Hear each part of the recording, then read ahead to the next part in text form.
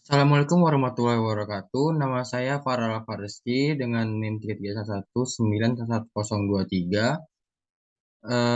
Pada hari ini saya akan menjelaskan demo aplikasi yang saya buat, yaitu sistem Esioris atau sistem pendataan atau pemantauan proses pelayanan legalitas pada notaris dan PPAT. Baik, yang pertama ini kita sudah di halaman pertama. Di sini terdapat dua tombol dan penjelasan dari aplikasi. Di sini ada tombol daftar, sign up atau register, sign in atau login. Di sini kita akan login. Baik, selanjutnya kita sudah di halaman login. Kita akan login menggunakan akun. uh, Pada aplikasi Salesforce ini terdapat 3 user, admin, staff, dan customer. Di sini kita login sebagai customer.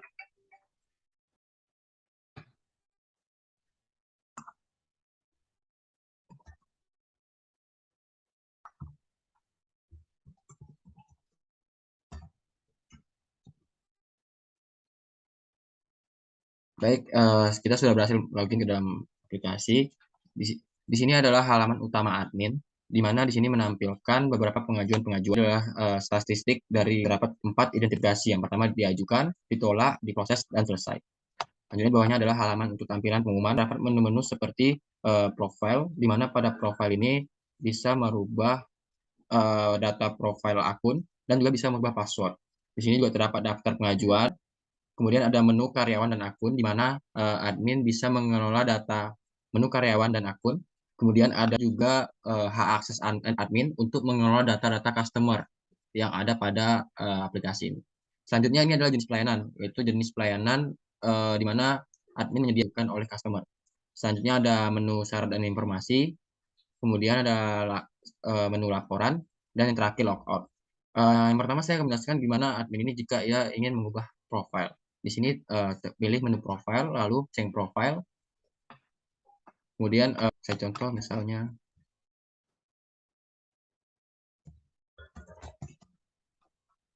Di sini yang data yang dapat diubah oleh admin ada 3, yaitu nama lengkap, nomor telepon, dan alamat.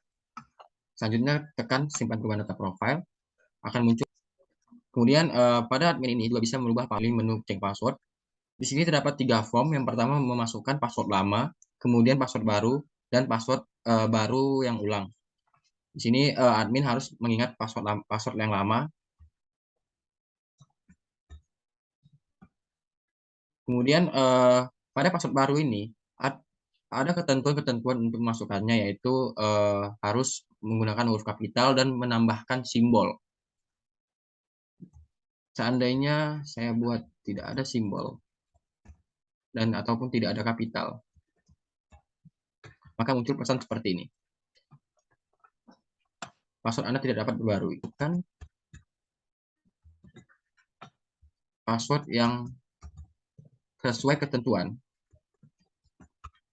maka akan muncul pesan seperti ini, bahwa ini jika terjadi password lama salah.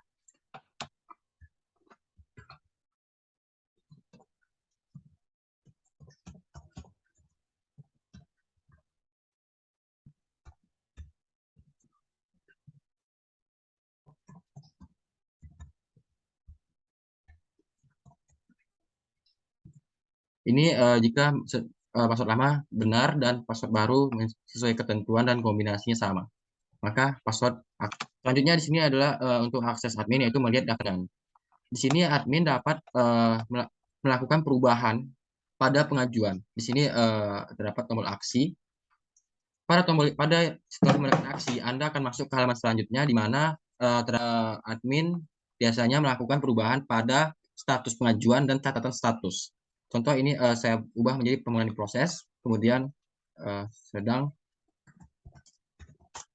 Begitu menekan edit data pengajuan, maka data tersebut. Selanjutnya di sini ada admin untuk mengelola data karyawan. Para notaris yang tidak menggunakan aplikasi ini dapat dinonaktifkan oleh admin. Contoh contoh dengan nomor 1 Vivin, jika ia, maka akun tersebut tidak dapat menggunakan aplikasi ini lagi. Sebaliknya untuk akun yang sudah dinonaktifkan, sudah bisa diaktifkan kembali data yang ada pada akun. Halaman selanjutnya di mana di sini terdapat data akun dan staff yang ingin diubah. Di sini yang dapat diubah jabatan, nama, dan alamat. Jika berhasil diubah, maka muncul pesan bahwa data diperbarui. Sebaliknya, dan alamat email harus email yang belum terdaftar pada aplikasi tersebut. Berikut tampilan data karyawan telah diperbarui. Di sini admin juga dapat menambah data, mana di sini mengisi data karyawan. Saya contohkan satu.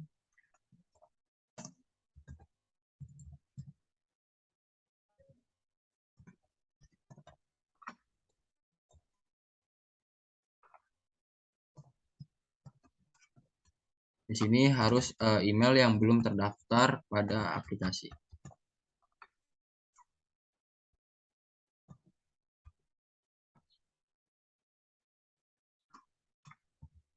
Sebaliknya dengan password harus menyesuaikan ketentuan.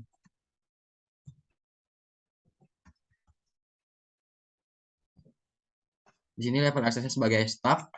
Begitu menekan simpan data, maka tambahkan pada sistem. Selanjutnya pada menu pelanggan akun. Di sini admin dapat mengelola data customer seperti menonaktifkan atau aktifkan data customer. Selanjutnya untuk menu jenis pelayanan, di mana di sini admin dapat merubah data-data yang telah di sistem, menekan terdapat jenis layanan, kemudian jenis pelayanan dapat diubah namanya, kemudian dengan durasi proses kerjanya. Di sini saya contohkan maka data layanan berhasil diperbarui. Durasi proses kerja telah berubah. Begitu layanan pada aplikasi ini. Contoh pelayanan personal, kemudian masukkan jenis permohonannya. Saya misalkan durasinya kita buat 10 hari. Begitu menekan tombak simpan, maka layanan baru. Selanjutnya pada menu syarat dan informasi. Melihat dan menambah data dan informasi yang terdapat pada aplikasi ini. Di sini misalnya saya hapus untuk ini, saya akan hapus ini. Maka syarat informasi berhasil dihapus. Yang udah ada pada sistem. Selanjutnya di mana di sini admin akan mengisi persyaratan informasi pada bagian form. Saya ubah biayanya pada informasi tersebut. Begitu menekan ubah data, syarat dan informasi, maka data syarat dan informasi telah diubah. Admin dapat mencetak laporan-laporan dari data-data pengajuan yang sudah diajukan oleh customer pada aplikasi ini. Semisal saya akan mencetak laporan pada layanan perizinan. Di sini admin dapat mensortir pelayanan-pelayanan yang ingin dicetak dari Excel, PDF, print, dan copy. Contoh saya akan print dalam bentuk file PDF berupa laporan seperti ini. Baik, ini untuk aplikasi admin. Selanjutnya saya akan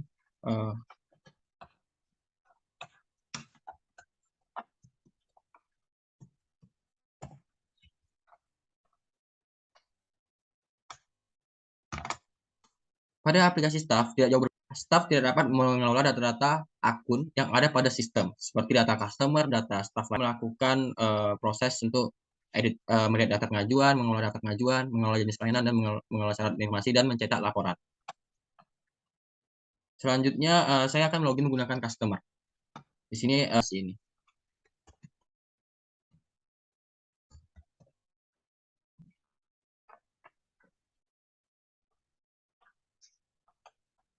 Pada halaman utama disediakan oleh aplikasi beberapa slide yang dapat dilihat.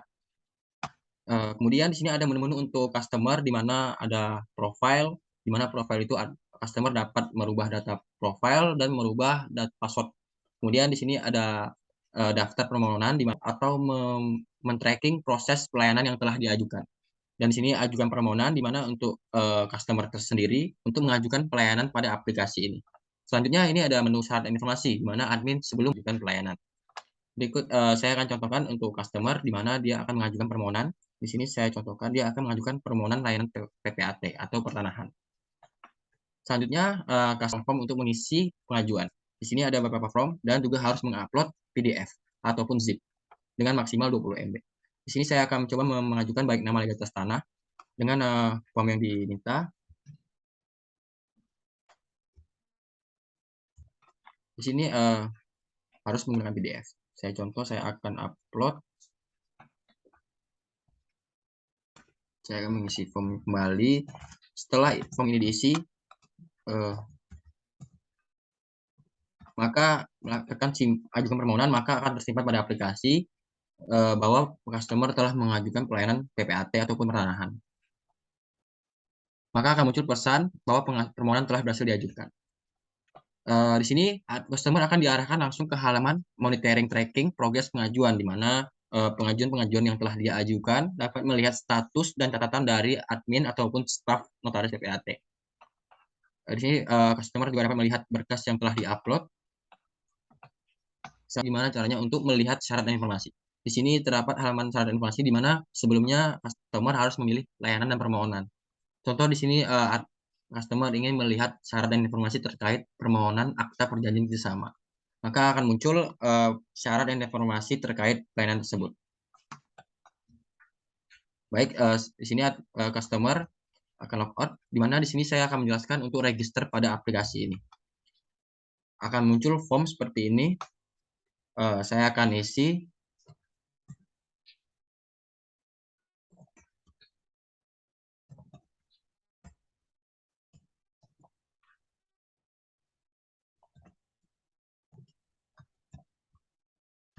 Kemudian nomor telepon, kemudian username. Di sini password harus menyesuaikan ketentuan. Jika tidak menyesuaikan ketentuan, maka akan pesan muncul bahwa password tidak memenuhi ketentuan dan tidak dapat melakukan register akun.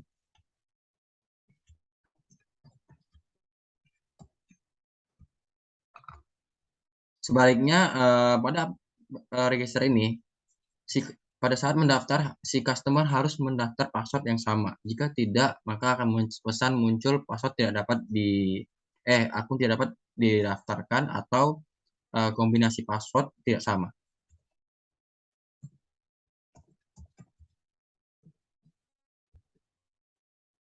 Setelah itu, customer akan menekan daftar, registrasi berhasil.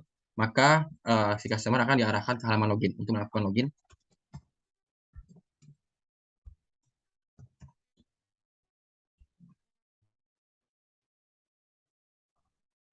Baik, customer setelah dapat menggunakan aplikasi ini menjelaskan di mana customer dapat ataupun lupa dengan password sendiri. Namun customer ingin menggunakan aplikasi ini kembali dan customer harus mengingat email yang telah didaftarkan pada aplikasi ini. Di sini akan muncul tombol lupa password, di mana akan diarahkan untuk mengisi email yang didaftarkan pada saat customer mendaftar. Jika email tidak sesuai, maka akan pesan muncul email yang dimasukkan tidak terdaftar pada aplikasi Sioris. Sebaliknya, jika terdaftar,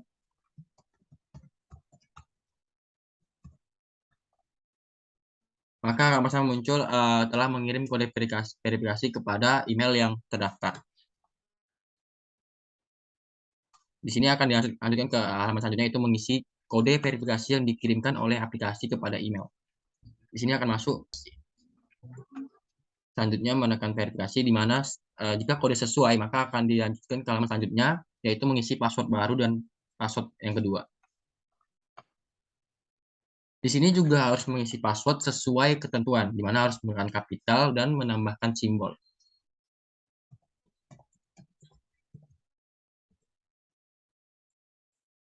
Jika tidak ada simbol, maka akan pesan muncul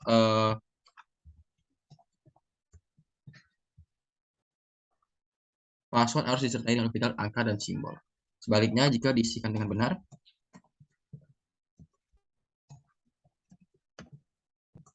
maka password yang tadi lupa telah diubah dan customer dapat menggunakan aplikasi tersebut. Mungkin hanya sekian yang dapat saya sampaikan. Lebih dan kurangnya mohon dimaafkan. Wassalamualaikum warahmatullahi wabarakatuh.